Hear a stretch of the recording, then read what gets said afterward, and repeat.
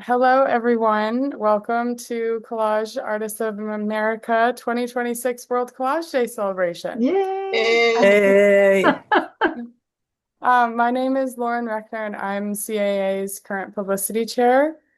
And I'd love to thank you all so much for joining us to celebrate World Collage Day. And we're excited to have this opportunity to provide a space for artists to showcase their work again this year. First, I want to let you all know that this event is being recorded for our friends who could not attend live, and it will be posted on our website after the event. I also want to give a special shout out to Carol Priamo, our graphics chair, for our amazing graphic, which she will probably share more about later. Um, but I wanted to show you, and maybe you can still see me, but this is the Collage magazine. And the very first page is Carol's amazing graphics. So we have this Yay! special feature on the inside cover of the Collage World Collage Day magazine edition. So thank you so much, Carol. So today's program will begin with a short introduction of CAA, and then we will take a short break before beginning our speakers' presentations. And at the end of the program, we will have time for any questions that you may have and an open forum for anyone else who would like to share with the remaining time that we have. I'd also like to congratulate everyone who entered into our Freedom Reframed exhibition. And if you're local to Southern California, you can go and see it in person at the Betsy Luke Creative Arts Center. And it's also available to view on our website. And I'll share a little bit more about that later. So, Collage Artists of America is a group that started in the San Fernando Valley in Los Angeles area in 1988 by 9 women artists who sought to explore the art of collage. And 2 years later, the current name of the organization was adopted and membership grew across the United States. CA's membership includes art instructors, professional artists who exhibit widely across the country, mid-career and beginning artists, art students, and those who have an interest in and love for the art of collage. We have a history of many different kinds of activities in our group. So one of the biggest things that we have are the exhibits. And since COVID, we have transitioned to mainly online exhibitions, but we do have several in-person shows. And like the one that we have on for the Betsy Luke Creative Arts Center in Burbank, California, that opened last Friday and is on view until the 21st of May. And I want to thank Sylvia and Georgia and Quaylin and everyone who went to great lengths to make this exhibition possible. And the prize winners who are featured here are Quaylin, Trudy Sissons, and Marcella Perdomo. And they were announced at the reception in Southern California last Friday. And the exhibition was juried by Shannon Curry Holmes. And our next exhibition details will follow later this summer. So we have artist talks and CAA salons, and we have really wonderful programming, which include these artist talks. And we recently had Sarah Short for her talk titled The Poetry of Discarded Things, Letterpress, Ephemera, and Abstract Storytelling.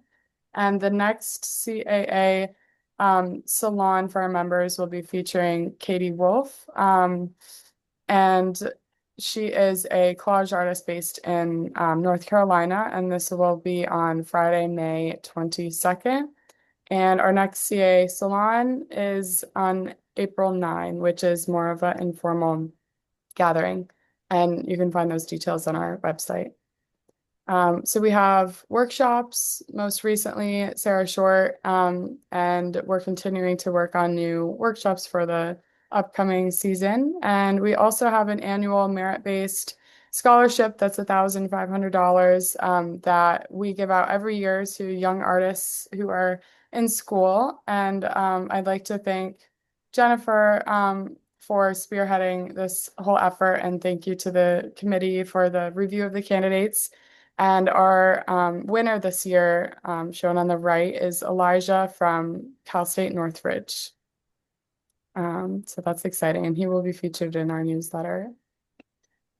So I'm sure maybe a lot of you are already part of our Facebook page, but if you aren't, you can join us. We have 13,000 plus artists who follow this page now, and people post new collages every day. And Wendy Tigerman has managed the account for many years, and it has really grown into quite a large community group.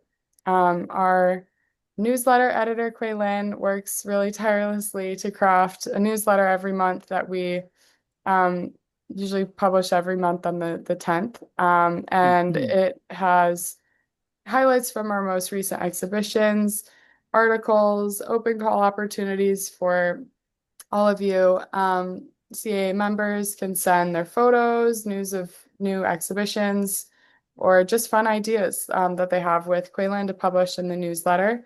And our one for May will be going out later next week. And any materials that you'd like to submit are due at the second of every month. And her email is listed on her website, and she's also here on the Zoom today. So thank you, Quayland. We also have our website that's kept up by Barbara Tvachnik over the years, and she's keeps all of the updates for our pages, our events, meetings, exhibitions, all of the fun links to our Zoom events that are recorded, so you can go watch previous talks on YouTube. And like I shared, this event recording will also be posted on our website in a few days. Suzanne Belcher, who is also here, has been our amazing and dedicated membership chair for many, many years. And now Elsie DeFior has generously stepped in to take over. And of course, we would like to encourage any non-members that are here with us today who love collage to join our now international organization. And get involved. Now is the time to join because our new fiscal year begins on July 1st. And it's a $50 or $55, and it's this whole full calendar, as I shared, with these different opportunities. We meet 5 times a year on Zoom now, and we have juried shows for our members, and we also host open exhibitions. And we'd love to also encourage members to gather and start these little regional groups. We've been trying to do this for a number of years, but earlier this year, actually, I met up with a number of CAA members here in New York, and it was a really special time to just get together and have lunch and meet in person as CAA members. So, and our previous co-membership chair, Patrice Goldberg, set up an amazing feature on our website that allows members to search by state. So, and the contact information for each member, if they choose, is also available there. So it's a really easy way to form groups and meet up for coffee or lunch or a chat.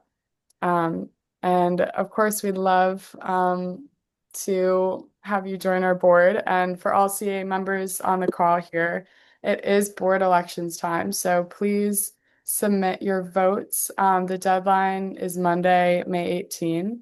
And we hold elections every 2 years. And we've had some new people who have graciously stepped up to join our board, for which we are so grateful. And we've sent out a number of email blasts. But if you need help voting, please feel free to email me. I'll be tallying all of the votes. So happy to help with the voting process. And we'd also love to talk to you about becoming a board member. I've been part of CAA for almost 6 years now, and everyone on the board is very kind, and it has been such a pleasure to get to work with everyone. And we have board members across the country. We have our new president, Lorraine, is on the East Coast, and Carol Priamo, our graphics chair, she's in Canada. I'm originally from Michigan, but now I'm in New York. And of course, we have a number of board members who are local in Southern California. And yes, as it says here, we really do feel like we've gained more than we have given. So with that, thank you so much. And we are going to take a short break before beginning the presentation. So now is the time to grab a coffee or a tea, and we will be back here for the presentations in about 5 minutes. Thank you. As we all come back into the Zoom room, just a reminder, please keep yourself muted unless you're presenting so that we can hear all of our speakers. And I will try to monitor the chat, but we'll really be reading through the questions and comments at the end of the presentation as I can't see the chat while I'm sharing my screen. But please put your questions there and do remain on mute for the duration of the presentations. And I'm so looking forward to hearing more. So let's get started. Hi, Denise. everybody. Thank you. First of all, I just want to say how much I enjoy being part of this group. I've really liked the presentations that I've attended, and I've learned a lot from those guest artists. And here's this collage of mine called Delusion. Um, when I work, I'm really guided by story and by color. And because story is so important to me, I often work in a series because I can't say it all in one collage. And this piece is uh, part of a series that references um, my life a couple of decades ago as a wife to an attorney in a big important law firm and all the dinner parties that I never really felt comfortable at. So when I was in Los Angeles for the Contemporary Collage magazine residency at the end of December, um, all those memories came back of my life in LA. And I made this series of collages about dinner parties. And I guess this might be my favorite piece in that series. And it's a little different from how I usually work. I love really precise cutting and having a lot of pieces. But this really doesn't have a lot of pieces because it's just woven strips. And I think I got a lot of mileage out of cutting the strips in a curvy way instead of just straight, because it gives the piece its kind of, maybe this isn't such a fun party vibe after all, or maybe it's really fun at first and, you've had that first glass of wine and then it just gets kind of weird. Um, and then I pasted an element or two on top of the weave, but I think because of the weave, it's really one of the simplest collages I've ever put together instead of having, tiny pieces and I have a tweezers and all of that. So I think that's all I have to say about it. Thank you, Denise. You're welcome.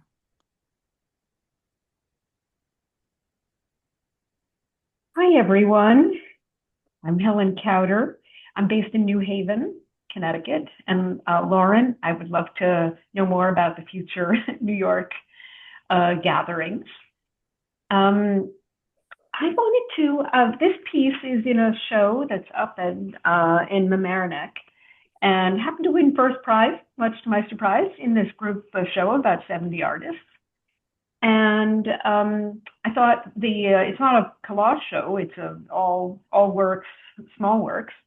But the curator juror who picked it was really confused by what she was looking at, and that a tribe made her look more closely. And I thought that might be a good way in to talk about what I try to achieve. The piece that won first prize is the piece that's on the left, the white piece. But this is from a page out of a museum catalog that shows an object, very weathered and somewhat decaying Greek and Roman head bust. And I made a collage on both sides of the page. So it's really a two-sided piece. I wanted to talk about my series, which uses, it's a little hard to see, I'm realizing now, but I'll try in the light. So my series uses these kind of geometric shapes that you might be familiar with. Anybody who studied architecture, industrial design might have seen these. They're also called French curves. And they're all sorts of, this is a larger one. They're used in everything from sewing pattern making to shipbuilding, industrial design. And when I started this series, I was just interested in the form. And I just loved the way you could create juxtapositions that would create holes that for me were like portals into an image that was underneath. And I just loved the interplay and of textures and images. But as I've continued to work, I've really trying, sometimes more successfully than others, to try to find a kind of deeper, more allegorical meaning. And sometimes looking at, as in this piece, which is called Instantiation 1, the one on the left, a sense of real dialogue between past and present. And also in this case, like weathering and decay. And then on the right, a sense of past and present, the technology of today being built on our past. And really trying to think about these things, these objects, as kind of helping us conjure or imagine or create a future. So to me, they are about ambition, they're about optimism in a way. And, you know, if you're going to build a building or build a ship, you have to be somewhat optimistic about the future. And so trying to play conceptually with the shape and really thinking about this as an opportunity to use collage to kind of look at the intersection of shape and meaning. And that's pretty much what I wanted to say. I have a series of about 50 or so of these different helixes, different images. Mostly I'm using a substrate from an art book or a museum catalog book. And I'm looking often for objects, the substrate, representing objects that I feel still have a story to tell or whose stories are still being written. So I have a series of objects that are in kind of colonial museums that are being repatriated, and or objects that are being contested. And I feel like it's a way to convey through these juxtapositions that the story of objects, and particularly the objects that have been acquired and collected and prized, their story continues. Thank you. Thank you. Oh, one last thing. For those of you on the East Coast, there is a show opening next Sunday in Brantford, outside of New Haven, of 3 collage artists, myself and 2 really wonderful collage artists, Leslie Finn and Matthew Shelley. So extending an invitation to anybody who's in the New England area. Thank you. If you'd like to put the details in the chat, I'm sure people would love to see that. Thank you. Okay, Carol, I know that you'd like to share your screen, so let me know if you're set. Yes, I chose this particular piece because it's the background for the poster that we did for World Collage Day. And it was kind of easy to choose it because I had just kind of arranged it and finished it. And I really wanted to go through how it came together, and also just to explain a bit about. I know some of you do this, a hybrid type of collage where you're doing a paper collage, but you're also assembling it digitally, but also doing some digital filtering and some blending and things like that. So that's why I have a step-by-step PowerPoint somewhere in here. Here it is. I've got it. So I'm going to just open it and I'll start it right now from the beginning. There we go. Okay, super. Now, I don't know. I've got it there. That's good. Okay, what I did was I wanted to put the explanation that I actually sent to Lauren about why I thought it might work for the collage poster and the symbolism that is involved in it, although I'm not really aware of the symbolism all the time until perhaps I'm almost finished, or even when I'm completely finished, it all kind of has some kind of association, and that's what happened with this one. I just want to point out some of the things, but I think if I do too much detail, it will go on too long. So if you can just, maybe I can just point out that there's symbolism in here. Not all my work has symbolism, but I definitely start usually with an architectural element. I really like that architectural aspect to art and collage. There's a portal here, which is kind of an entryway, an escape, all sorts of connotations for a portal. There's a stairway, which also has a lot of connotations. It's ascending quite steeply. And in the foreground, there are a couple of things happening there, puzzle pieces, which really pertain to the fact that the world is in a kind of a bit of a fractured state, and people are wondering what is going to happen, and they're feeling very small sometimes. So I have these figures quite small, and I'll show you where all of this came from. Okay, this was my main image I started with. It is, and I just want to mention very quickly where they came from. This is from Mexico, this particular kind of niche. And I really liked the texture of the outside, but naturally didn't need the inside. So I cut it out on the computer again. I could have printed it and cut it out if it was a picture. I could have cut it out with scissors and it would have been quite the same. So it is very much just like regular collage, my work is. And then some parts of it are not like regular collage. Okay, then I start figuring out what my foreground is going to be. And with this, there's the puzzle pieces. Now this puzzle pieces, I got this picture from like a non-licensed site where you can find pictures. I don't usually use those because they look very commercial. But I didn't mind with this because I really wanted a bunch of puzzle pieces and it really worked the way I wanted it to. This is a picture of mine. I use a lot of my photographs. This is St. Mark's Square, and it's just, from above the where you're in the cathedral church there. And it's just a lot of people around with a lot of pigeons.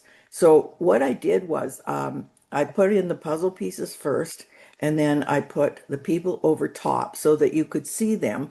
And then I usually do a lot of uh, tweaking later because you have to sort of, when things are coming together finally, you'll find that the people aren't dark enough. So I usually have to darken the people and, make them very black. And okay, so go to the next one. So that's and I add a shadow to the portal at this point because I want to see what everything looks like with the shadow on the portal. Otherwise, it's very flat looking. Okay, then I go to like, how can I bring this together? I need to see that fairly soon. Sometimes I leave it to the right to the very end. Uh, But most of the things coming together, as you can see from slide two, they don't really go together. There's different kinds of, from different sources, different colors, different everything. So I find that a background can bring everything together so I can see if it's going to work at all. This is the first background I tried. This is actually a collage of tissue paper. And then over top of it is some wallpaper pattern. So I used that on this and went into Photoshop and just used a tool called Overlay, which I used mostly in this collage, just this overlay. Overlay being, of course, and you will know this if you use digital collage, is that you can see things through it, but you don't lose too much of what you put on it or anything else. So it's a very good tool to use. Okay, I looked at that and I thought it's sort of nice. This background actually works well with a lot of things. I really like it because it has a lot of color, but it's not too strong. But it did not work for this because I really wanted this whole idea of kind of a stronger effect, not so soft and nice. Okay, then I went to this. This is a rug that I saw, a carpet. I saw this carpet just where I lived, just down the street. It was hanging up, and I thought, oh, I just love that carpet. I took a picture of it, and then I came home and I thought, I'm going to try it in a collage, but it didn't look so good as a carpet. So I looked up the make and everything, and I found a picture of it online, which is a picture of this carpet. It's one of those very geometric carpets. I put it on top of this, and I thought, well, it does some good things to the archway, the portal. It's got some nice warm colors in there, but it's only on one side. This is not showing up on the left side. So what I did was the next thing, which is this particular left side is the carpet, the carpet, but I took half of the carpet and I flipped it upside down and pasted it back on. So now I've got a background that has a lot more geometric pieces to it. I put it on here and it looks again better around the edges. The bottom looks okay around the edges. It has some red in it, which is kind of like for me a color of a kind of passion or fire or just some strong feeling to it. But I had to then figure out what I was going to focus on. So this was the next thing. What do I put in the portal? That's what I need. I need to know what these people are going for. So I then found some stairs, which I wanted to put on an angle here. I didn't want just straight up stairs. And I found these stairs. Whoops. How did I do that? Hold on. I'm sorry. Um, I just pushed a little thing. There, it says from the beginning. I don't want the beginning. Maybe I just do this. If you could just hold on for 1 second, I'm sorry about this, but I just put, let me see. I'll just do from the beginning and then I'll go through it really fast. And I won't do that again. Background layers. No worries, Carol. You're fine. No, I always do this. Like I've got this finger that, just won't stop. Here we go. Mm. Okay, now this particular staircase on the left, I thought I wanted something really strong and contrasty. That I took in a kind of I don't have the actual photograph of this. I just cut it out and then I can't find the photograph, but it's from Victoria, British Columbia. When I was there on a holiday, I used to live there, but when I went back, I saw this particular hallway with these stairs going up, and the light just was kind of hitting the top of them, and so I thought that staircase case I would like to have, and I would like to have the picture. But when I came to this, I thought, where's that staircase? So I put it in here, and I thought it worked fairly well in that now there's a focal point. Right here is the focal point. Even though the original image is the archway, the focal point has to be what people are drawn to. This was introduced into Photoshop again, and I used overlay on it. And then at this point, I added a light flare.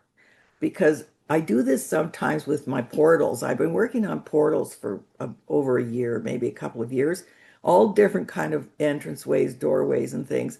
And sometimes I put a light flare at the top because it looks kind of something to draw people's attention, or it's kind of inspiring. It looks like there might be something good up there. And that's why I did it here, because it looks like hope.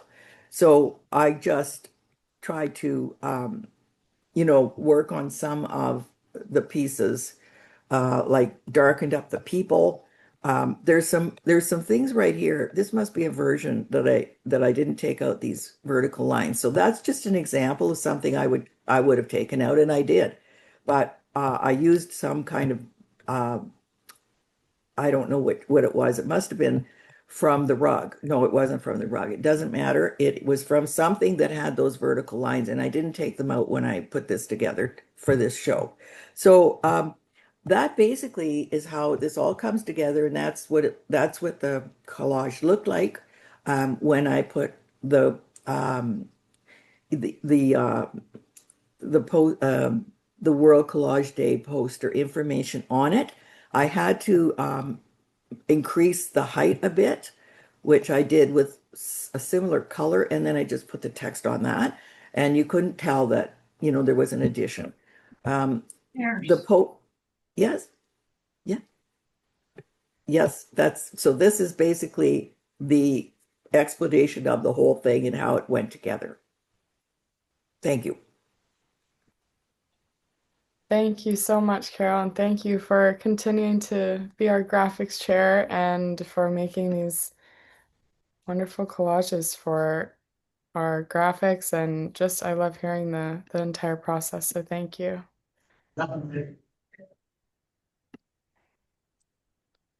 Oops, I Next, got to stop sharing. Stop share right here. That's perfect. Okay. perfect. And Quaylin, here you are. Okay. Um, Hello, I'm Quaylin Lum. I'm the CAA newsletter and exhibits co-chair. And today I'm presenting Topsy Turvy Breakup Starts, Movable Parts 2026. Can you hear me? Yes. Okay, great. I'm in a funny place. This piece was awarded first place in CAA's Freedom Reframed exhibit at the Betsy Luke Creative Arts Center in Burbank, California. Basically, that happens. Basically, I won the lottery, being chosen among many works in a blind jurying process where the juror didn't know who the artists were and worked off photos. So winning can be random, but I wanted to show you what I did. I don't know if you can see me, but I am holding up something called the Topsy Turvy doll. And it is like this. And I wanted to show you what that is. This artwork is a rearrangeable magnetic collage where two conjoined opposites, which are riffs on the classic black and white topsy-turvy doll like this, have been given the freedom to break apart and mix it up. So I've collected topsy-turvy dolls, made of cloth, since 2014, and I've amassed and studied hundreds of examples. They're quite icky, actually, which is what attracted me to them. The earliest are African American on one side and Caucasian on the other. They're each cut off at the waist and firmly conjoined. Its origins are not documented anywhere, but they were likely invented by Black people and then became popular among the majority white population during the late 1800s. They retained their biracial form for about 80 years until the 1960s, that is, throughout the Jim Crow era. They look substantially like the one I showed you. My theory, and it's a personal theory, is that West African dual world imagery and cosmography that traveled across the Atlantic with the slave trade influenced the basic two opposites format of the doll. So for this piece, I wanted to do a variation on the Topsy-Turvy doll because they were a good starting point for a show called Freedom Reframed. I wanted to show that basic underlying two-part form, but without the shared skirt that covers the other hidden doll.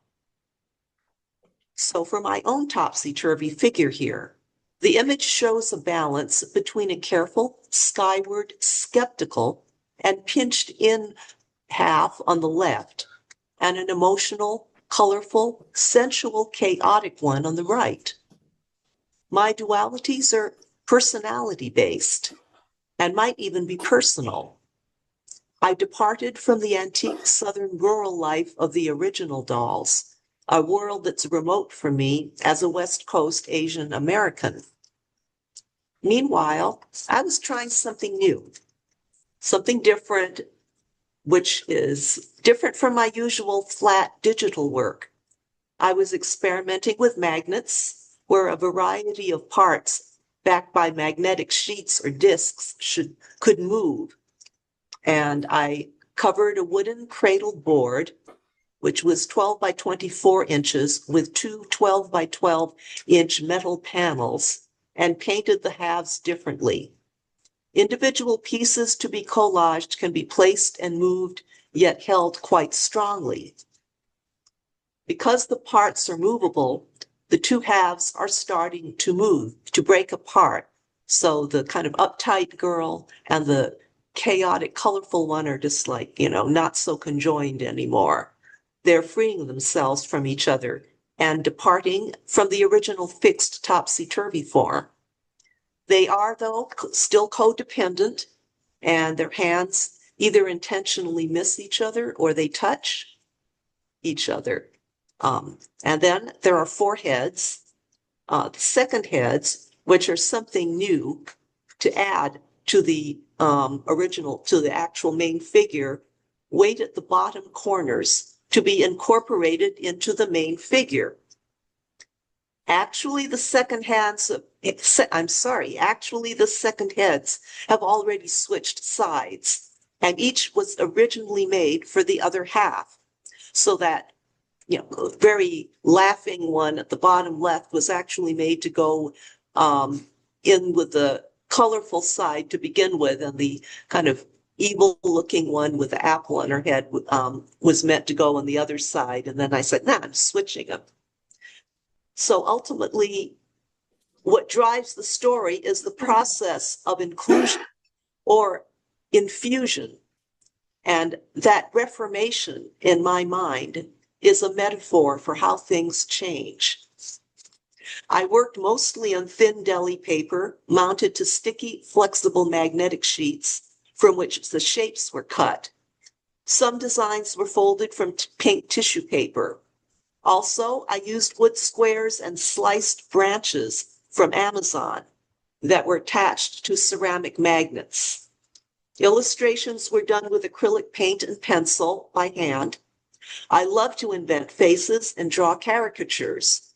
They are quick and expressive, and they say a lot with just a few lines, allowing the artist to remain close to her inspiration. So that's what I have. And thank you very much for letting me present today, Lauren. And thank you for the opportunity. Of course. Okay. Thank you, Quaylen. Congratulations again.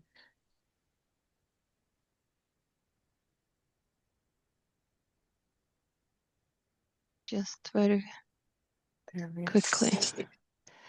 Hello, I'd like to introduce myself first. My name is Elena Lomas. I'm an interior design lecturer at Torrens University, Australia, and I'm also a PhD candidate full-time on my last year at University of Southern Queensland. During my master's, when I done a master professional study research, which was very dry, focused on interior design and manual drafting, which is another of my passion, I was inspired by Instagram post by Janice McDonald and her diaries when she got this A5 small diary with very abstract images. So I start daily creative morning rituals in 2023.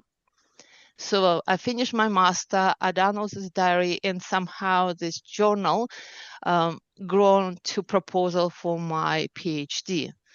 So my PhD thesis title Analog Handmade Collage as reflective space in creative practice, or orthoethnography, exploration, and model. So what I have done for the last 3 years, or 2.5 years of my PhD research, I create collage every day. So in 2024, this is my collage. This is where the images come from. I done 1 collage per day. Then in 2025, and I can see this is the same exactly color. It's the same style of my collage. I actually have so many offcuts. So I decided to utilize collage offcuts for extra diary. So it's not as thoughtful. It's very much everything's taken. And in this last year, in 2026, again, it's so many offcuts. So I actually done 3 collage per day. So this is my 2026 diary as well. So I have a 3 diary per day. So this is how everything was grow. And what I noticed, I like something different before so that when I look in inspiration, I thought I will shift it on less abstract. Jenny's stuff is very abstract, and I will focus on 2 words. It's like a Pictionary, 2 words. So sometimes what's quite randomly pick up, and sometimes would just like to be with each other. So as you can see, it's a day by day. I'm looking through the imagery, through the photo montage, through the magazine, discontinue one, and then I randomly find the words. And whatever offcuts on a table, I also will glue to another journal. So this is one of my 3 elements of PhD: micro, meso, and macro. So this is my micro elements, so the creating daily collages. And another element somehow grow but doesn't go on any more deeper. It's almost like a random. It's create in non-creative spaces. So during my PhD, I also realized we focusing on creative space, on creative studios. I love my little table. In Brisbane, I also love messy table and sunshine coast. But what's happening if it's space very depressing or dominant? How you can create? So a couple times I create in hospital due to whatever the reason. And I find even a non-creative space can be very creative. So it can very interesting composition. When I come with my collages and sort of little box of stuff, and I'm sitting in small hospital coffee shop and look around, and somebody knitting, somebody doing little watercolor. So the people are very much drawn to sort of create, even the space was not asked for about the creation. So, but the images you can see from 2024 as a daily images selected randomly or a little bit more thought. I focus on when your creative morning ritual, the less drama, the less impact, the less things, it will be a little bit longer, extensive. So if you have like you need to set up your painting, you need to set up your easel, your body will come up with any excuse not to, but because democracy of collage, it's so much easier. You have a scissors, you have a glue stick, you have a diary, and you can glue everything, and you can be ready in 5 minutes, or you can be ready in an hour. It's absolutely up to you how long it's take to create the piece. So this is what I like to introduce in my PhD collage images. Thank you. Thank you so much. That's quite a job for every single day. That's a lot. That's exciting. It'll be good to see the journey afterwards. So because my exegesis is 30%, so exegesis is 70% creative work, by the end of my PhD, it will be over 2,000 collages. So we will have to figure out how to present this to external examiners. Yeah. It shows them everything, so not will be too laborious job to go through. Oh, Thank you. thank you. This is by Tracy, who is unable to join us today, but she shared a statement with me, so I'll read it for her. This collage is titled Pillars at the Threshold, and it is a hand-cut analog collage developed during Tracy Von Ansen's residency with Collage Institute, where her work was also on view at the start of the year. Rooted in folklore and liminal space, the piece explores the threshold as a site of transformation, where crossing is charged, uncertain, and irreversible. Two mirrored figures stand as guardians of this passage, holding a space where identity is suspended and something must be let go in order to move forward. Drawing on recurring motifs of curtains, veils, and doubled forms, Von Ansens constructs images that operate as psychological environments where a larger presence seems to shape the scene from within. Her practice grounded in analog collage and informed by her background in photography continues to build a precise visual language that navigates transformation, perception, and the unseen forces that govern both. Thank you so much, Tracy.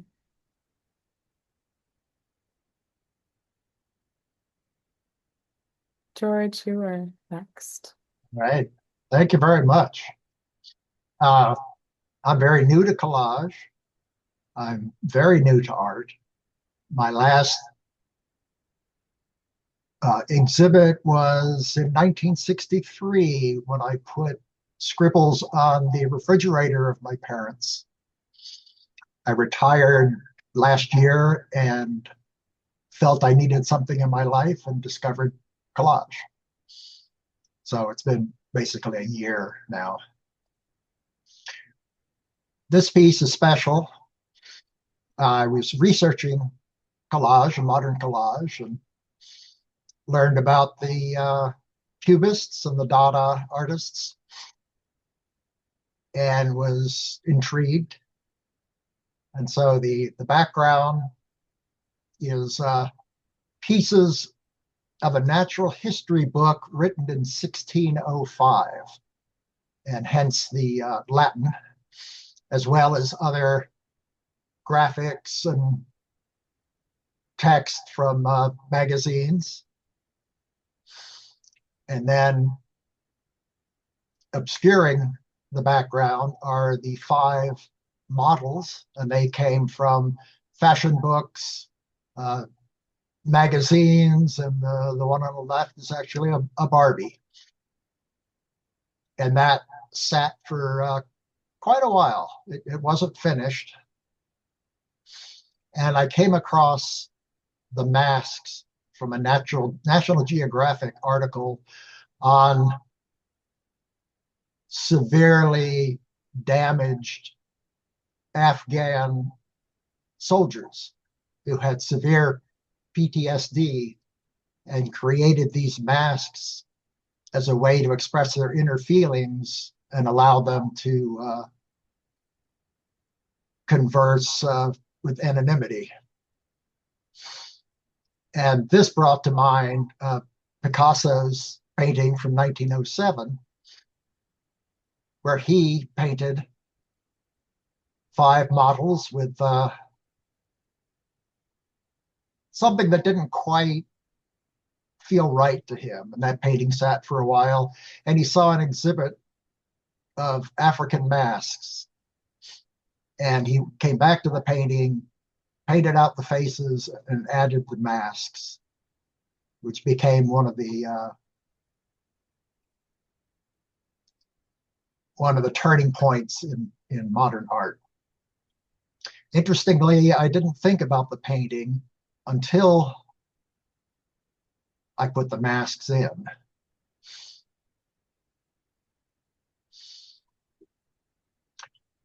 So I'm grateful to be here, to be with the CAA, and I am definitely a primitivist compared to my peers here. And I thank you for your time and to allow me to share. Thank you so much for joining us, and it's a pleasure to have everyone here together. So thank you.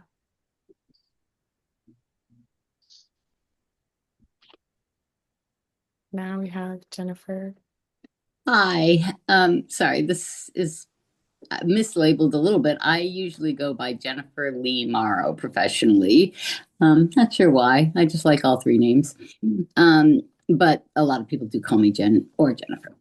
And this is a collage, or it's a mixed media piece. And I'm going to read you. It's 36 by 24 by 3. And I'm going to read you the list of materials to give you an idea of how I work. It is found and altered papers, vegetable netting, found embroidery, furniture hardware, grommets, flat reed, staples, thread, nails, paint, an old shoe, and a chewed tarot card. And so a lot of the work I do is very intuitive. I start out by working with my materials and combining them in different ways. And a lot of my influence is textile related. So sometimes I'm stitching them together or gluing them side by side, almost like a pieced quilt. And then as I'm working, the concept becomes more visible to me, and then I start making it more visible in the piece. And so this piece has a lot to do with how femininity is portrayed, a sort of Madonna whore kind of concept, where there's a figure on the lower left that is more of a fashion plate kind of feeling, and then there's a figure in that area that is in the forefront of the upper right that is actually the tarot card, so has a more goddess-like feeling to it. And then there's also some details that kind of add to that concept as I go along. And then there's this ladder that I created to sort of show the transition maybe from one concept of femininity to another. Other than that, I would say, yeah, my probably the biggest thing that is a little different for people is that I really have for years considered myself a textile artist, even though I work in paper mostly and then some metal and wood. My pieces are constructed and then glued onto a substrate that I usually build myself. And my pieces evolve a lot as they're going along. They're like a journal of my life in some ways, because as I'm working on them, I often find more objects or papers that I want to add in to a particular piece. Usually right at the end, there's something that will kind of jump into my life, and I'll be like, oh yeah, that's the thing that makes it all come together. And a little bit about the title. Who Am I to Disagree is the second line of a chorus of a song. First line being Sweet Dreams Are Made of These. And there is a little bit of disintegrated found embroidery in the top of the piece that says Sweet Dreams. So that's where that came from. It's like part of a baseball cap that was in the woods and disintegrated. So yeah, I use a lot of things that I just come across and alter them and combine them. And I've been a member for probably about a year or so. And so this is a new organization for me, and thank you for having me. Thank you so much, Jennifer, and thank you also for joining our board. We are excited to have you. So thank you so As much. long as I'm elected. But yes, Well, thank yes, you. that's very true. Well, the But I votes am are running on pouring in for you. So Thank you. thank you so much. So, and this work is by Ava, who is not with us either, but she is our communications chair and also website going to be taking over for website manager. So I wanted to share this for her with all of you. And Lucy. Okay. I'm Lucy, or as an artist, Lucy Julia Hale, to disambiguate me from the famous Lucy Julia. And the piece that I have, I believe you can see it. I put it up, or you put it up. Is that right? Yes. And the name of that piece is, oh my goodness. Breast catch. Hmm? Breast catch. It's Breast Catch, Immigrant Mother and Child. This is a mixed media, and the mother is drawn by me and watercolored and then cut and pasted onto the black background. The fish, I don't remember where I got it, or the shoe, but those are pieces from random sources, magazines, and then I watercolored them. I was inspired by the kind of thing that I almost always use now, and that is either a vintage postcard or a vintage photo. A part of it is just purely to protect copyright problems, but a lot of it is because I think of my background, and I'm quite old, and I grew up in mid-century Deep South America. And during that time, I became sensitized to what people said was happening and what was actually happening. And to people looking away, the Dixie is look away. And they played it 6 times often in my at my high school. The band would play that and people would cry and their girls' hair would stick to each other because they're wearing hairspray. I found when I looked at this picture, the photo was some kind of a parade float. It had kind of a cab you could see. It had 1 or 2 things that reference flags. And on the left, there was something, and if you look closely, there are women standing, but they're standing faced away from the parade. And I asked myself, why are they not looking? Look away, look away. And that's what I thought they were doing, maybe. And so I drew in the girl, and no, I didn't. She is an altered photo of a young girl dressed for her confirmation at puberty, when she is dressed to marry the church. The maniacal faces, disembodied, decapitated, I drew, and the enrobed angels who are trying to help, I also drew. And I anthropomorphized the cab of the float. So a lot of my work does involve a scene that had a pretty expected corporate meaning. And I use things that are 1923 and earlier, almost always, for postcards. And by the way, the magic, if you want to use that number, is that almost every postcard that is published, and that means just created for a postcard, is copyright free if it's 1923 or earlier. And I think it's a lovely thing to do to spark you to look at scenes that are not particularly evocative of anything deep, maybe except sometimes they're just beautiful, and that is deep. But and use that to make a collage that then creates a scene that says what's really going on at this time. So that's one of the places that you can get copyright information, very helpful for vintage postcards, is any university that owns and holds collections of vintage postcards. And of course, the College Art Association has guidelines, and they are terrific advocates for using materials in collage.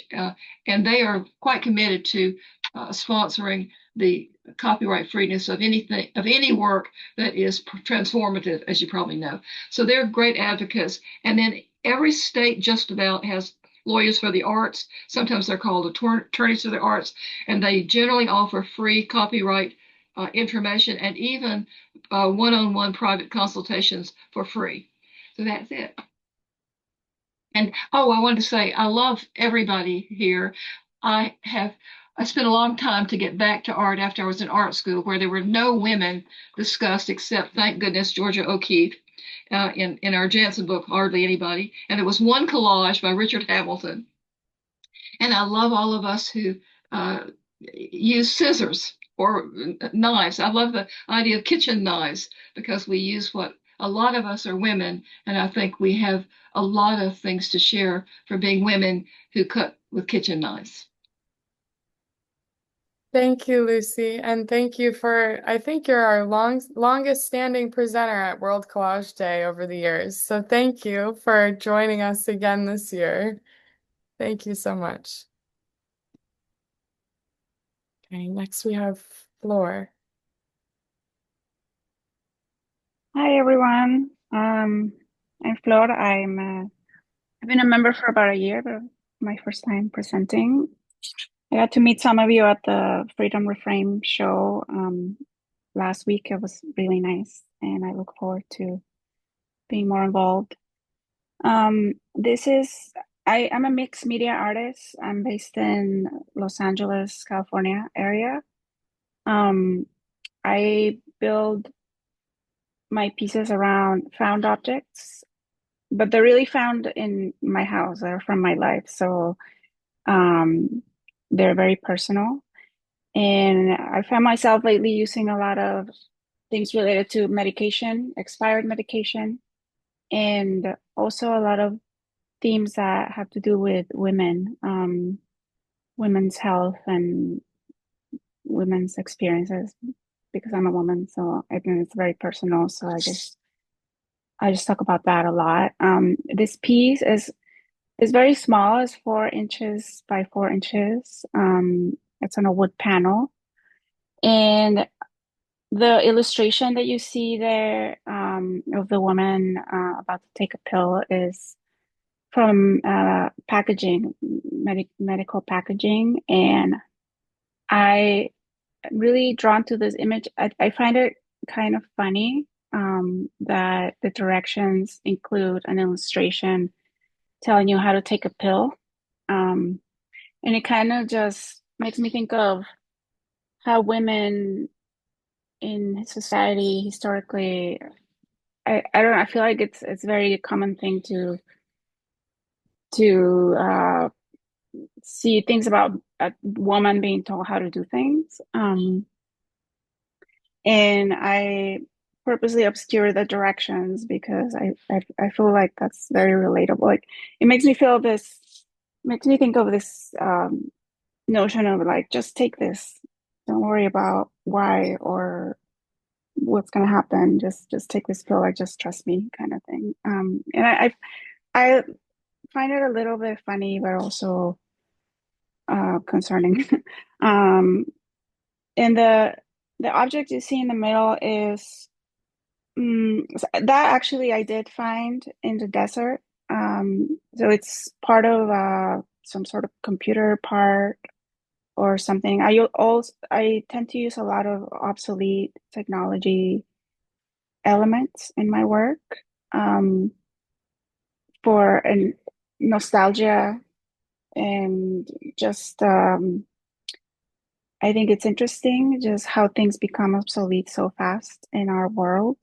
And there's part of my desire to do artwork with them is just to preserve and kind of pay tribute to things that are they don't no longer are considered to be useful, because I think there's beauty in the shapes, the colors, and everything. So this piece, I really love this piece. I really feel like it combines a lot of the things that I've been focusing on. So it started with the motherboard part, and I've had this illustration, this piece of packaging that I know I wanted to do something with it. And so when I found that part, I I don't know. I just like I started playing around with them, and I thought this goes well together. And then yeah, there's the capsules on top. And then on the bottom it has leftover gravel from when we were redoing our front yard at my house. And then everything is held together with encaustic wax and a little bit of resin. Um, what else? What else did I want to say? I wrote something down. As far as the medication, I started putting pills and capsules on my work just purely because I had them, expired medication. I feel like it's very abundant. I feel like everybody has bottles of expired medication in their house. And I find that interesting how medication is so overabundant. And I think it speaks to how in our society we just have this culture of like, just take this pill and like just going to the doctor and just being prescribed medication in excess, in my opinion. I mean, of course, medicine is good and medication can be very helpful, but I feel like it is kind of overused. Like sometimes instead of going to the root of the problem, we just treat it with some meds. And obviously we have a huge medical system crisis and opioid epidemic and everything. And I just think about that a lot. Like, why do we have so much medication around to the point where I can just use it for my art? Um, so I just think it's good to have awareness about that and a little bit of humor. Um, and yeah, that's it. Thank you. And thank you so much. I'm happy that you went to the exhibition reception too. Yeah, it was great. So our last presenter is Mary Mullins. Hi, everybody. Can you hear me? Oh, yeah, this is my, I made a collage just a couple of weeks ago for, I live in San Mateo, California, and we were having Silicon Valley Open Studios at my studio. And so I wanted to put something in the window to draw people in, and also in the local paper. So I put together this collage, and it did draw a lot of people in, mostly young people. I'm kind of new to collage like this. I have spent the past 10 years, maybe even longer, in my art studio doing traditional abstract canvases, watercolors, mixed media. And I just about a year ago got online and discovered Collage from various websites and Facebook pages. And I found the Febrelage, which is it's a challenge that you do for yourself in the month of February, where they give you 28 prompts, and each day you make a collage from the prompt, and it's international. So I said, what the heck, I'll do this. So if you're not familiar with it, I guess I can put this up. I don't know if you can see it. Can you see it? Well, anyway, so the words, one moment. I don't know what's happening there. Okay, anyway, so the prompts are silly things like, it starts out with boom and then toast, etc. And one of them was star, S-T-A-R. So I found that I put together a collage specifically with movie stars, and that was, Madonna, Blondie, few other people. And so from this 28-day challenge, I kind of picked a few that I really liked and glued them all together and made this Girls Just Want to Have Fun. So as it's mostly cutout magazines. I had saved a lot of magazines probably for a long time. And then I asked friends to give me magazines, and I was lucky enough to get all these old magazines from friends from like the people save magazines for a long time. They had them in the 80s, they had them the early 2000s, and it was just great fun to cut them up and find stuff that was whimsical and fun. So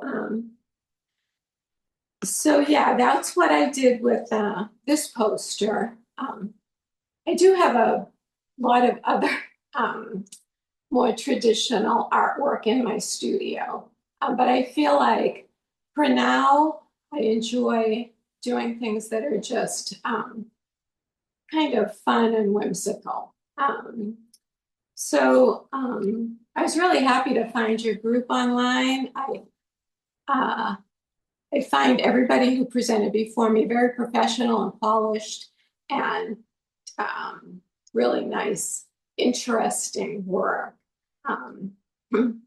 So like I said, I've been doing artwork and a lot of mixed media for about a little over 10 years. Last week when we had the open studios, a lot of people came in and everybody has different kinds of artwork displayed.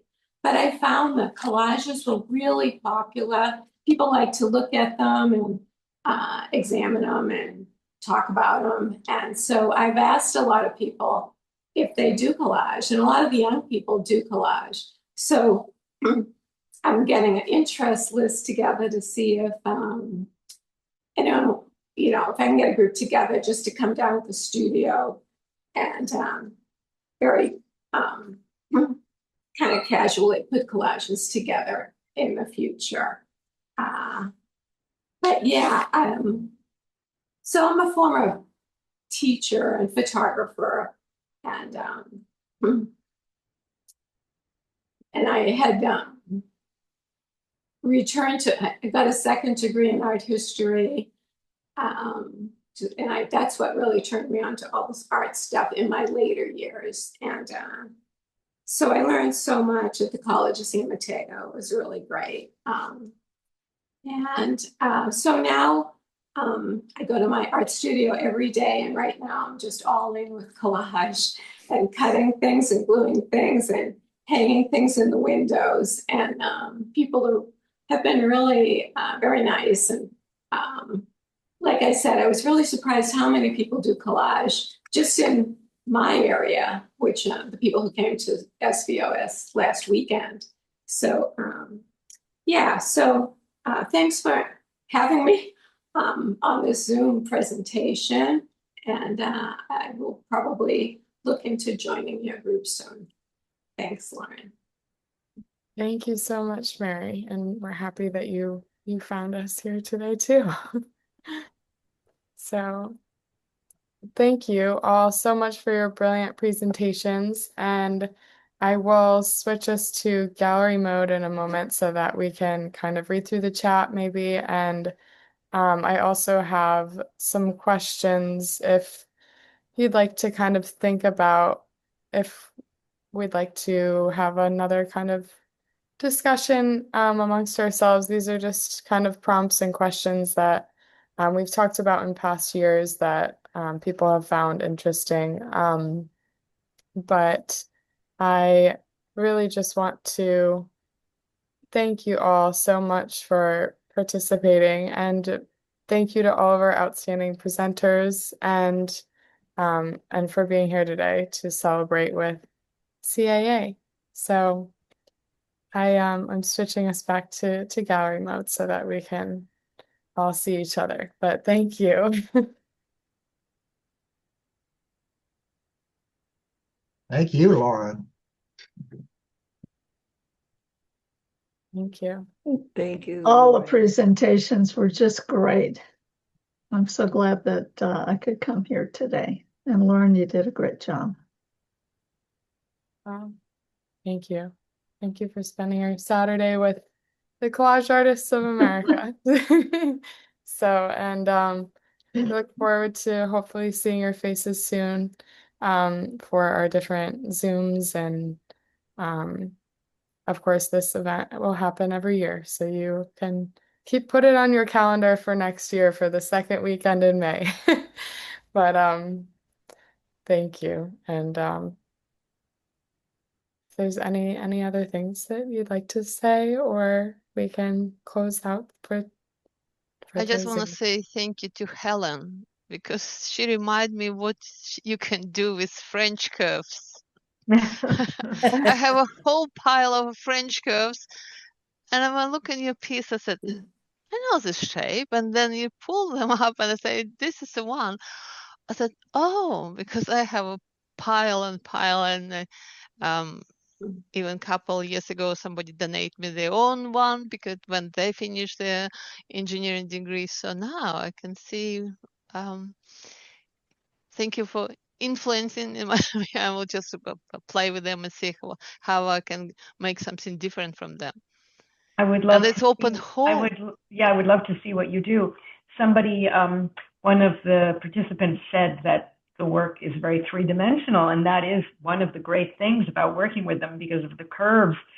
The curves suggest dimensionality. So that is, I think, something that I have found audiences, when they approach the work, they're very curious about trying to like figure out what they're looking at and decipher. And if I have succeeded in creating a little bit of confusion in their eyes, I feel like I've succeeded. I have a question for you. I understand you can cut with scissors all shape. How you can up internal shape, because they're quite intriguing. So do you use some scalpel, or how that? I'm not sure what you mean by internal shape, but I have You know, see like that circle inside? See, some have a little circle. yeah. How you can cut this one? It's a lot of precise. I use an Olfa knife. I use the Olfa knife, which I find actually allows me to kind of get into the work more so than an X-Acto. And yeah, I mean, there is. Sorry for confusion, but what is Olfa knife? Olfa, OLFA. You can look it up. Do you have It's a any brilliant. close ones so you can sort of share?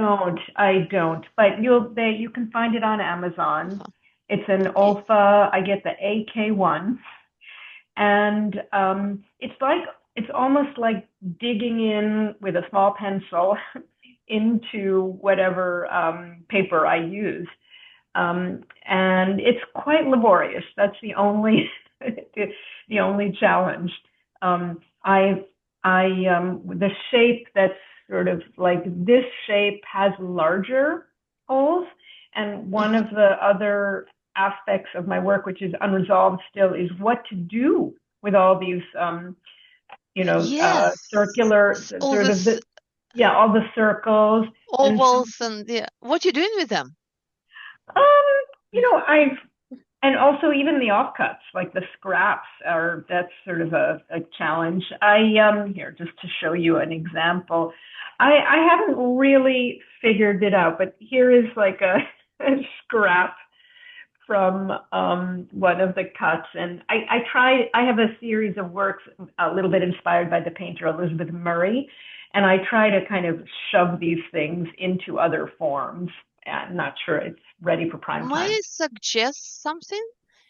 This is what happened with my practice, because I have so much focus on outcome, like this is outcome, and then you have all this pile and pile.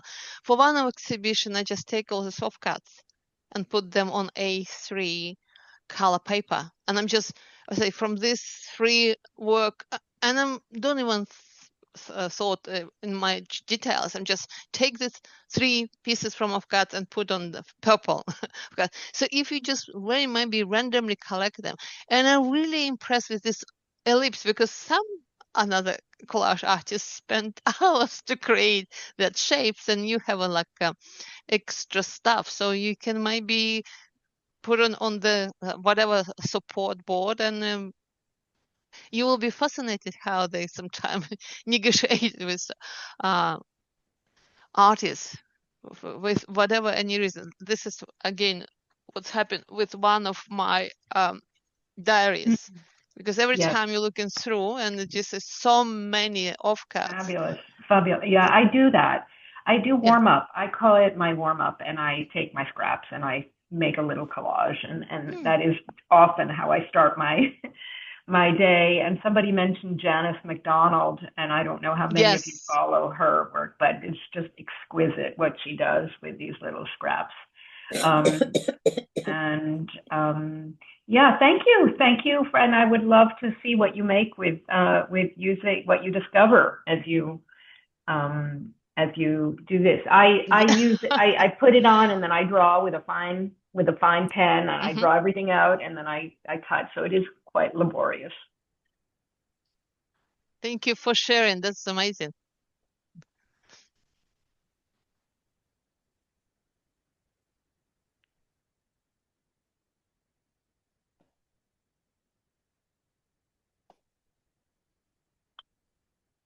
Well, we've had a lot of great ideas. And oh, Allison, did you just unmute? This was my first meeting, and I am just struck by how thoughtful these presentations were and thought-provoking and really inspiring. And I, I actually was not prepared for that at all. It's really, it's been really exciting. So thank you. I just wanted to thank people that were brave enough to present. It's given me a lot to think about. So thanks. Alison, may I ask you, is it your studio? Yes. Because it's really creative. Can you share how you operate in your studio? Don't be embarrassed, because it's just so fascinating. It's so many things. I try to figure out what to look at. It's kind of embarrassing. It's very messy, and I have baby foxes that live underneath of it. And so I'm How worried. many? Well, it's two, and then I don't know about the parents, but it's kind of I'm actually not a trained artist, and I retired from my I had a psychotherapy practice, and so I haven't figured out what my focus really is, so that's why there's so much stuff around. And I appreciate the reframing it as looking creative, because to me it mostly feels messy, but I Mess have is realized creative. that I really have, without realizing it, with whatever I've tried working with, sometimes it's textiles, paper, different things. I end up in some way with collage, even if that's not my intention. So I think that's what's drawn me here. I didn't really realize that's what was happening, but I think that's what's happening. So anyway, thanks for the compliment. My family thinks I'm a mess, but thank you. I'll tell them. You're an artist. Just very simple explanation. But it's look lovely. And the foxes, how you inherited them? You said you have a baby foxes? Oh, it's just my neighborhood. I don't know. They just every spring there seemed to be a family under there that are of foxes, that because it's built up on like some cinder blocks. A guy that lived here before me built this as his wood shop, and so it's not all that sound. So they live there. Thank you. Thank you for sharing.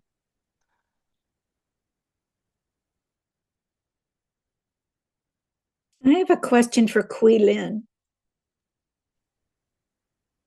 Am I still on mute? I think Quaylin had to hop off the call, but if you share your question with me, I can ask her and put you two in touch if you'd like. Oh yeah, please put us in touch. Yeah. I wanted to ask her for one question, but I had a number of questions. One question is, did she frame these works so no one would steal the pieces? I mean, did she cover them in some way? I can answer that, Lauren. No, she didn't. If you go to the exhibition, you aren't aware they're magnetic if you look at the piece. It's three-dimensional and you can tell that. But until she told us now, I didn't realize they were magnetic. So but she did another three-dimensional piece that's like a sculptural piece that she put under a plexi cover because it's all the pieces attached by magnets and they stand up. Oh, I can't wait to see them.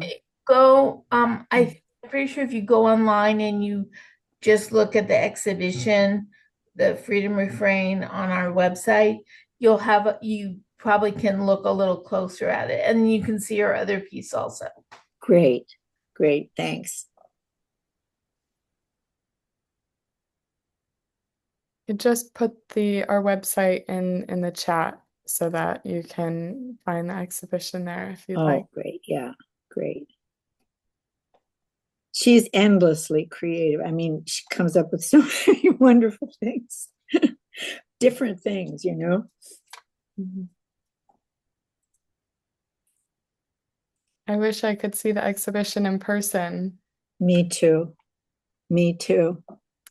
How was the installation, Georgia? Thank you for all of your work with Sylvia and Susan. I mean, the whole crew, Kraylin.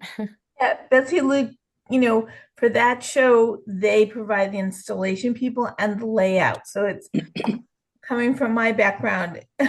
It's, we sort of had to step back and just trust them, but they did a really good job. They really utilized the space and they, in terms of how they presented the pieces and it's a really good show, but it is one of those shows, and even the juror said it, during a show that is totally an online show for the juring part is, especially with collage, is very different than when you see the pieces in person. Yes. And that is one thing about collage is you don't always get all the depth and everything. But I think the juror did a really, really good job, and she was able to be there at the reception. So yeah, I think that it's a great space, and I feel really lucky that we've been invited back in 2 years to do another show there. So That's exciting. Thank you.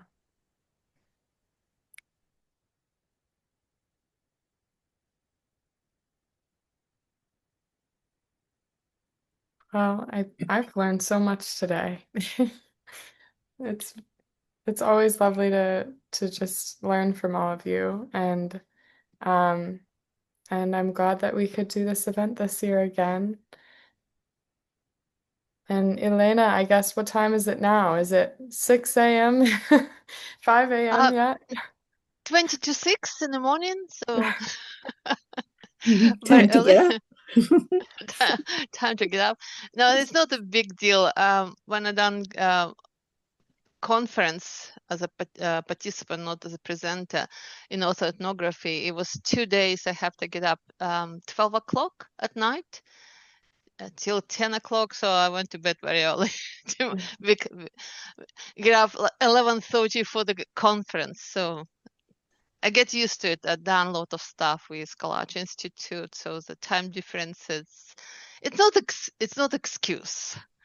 And I try to find some organization for World Collage Day, because my supervisor told me to not do any more workshops because he said it's enough workshop for the PhD. You can do, but not for PhD.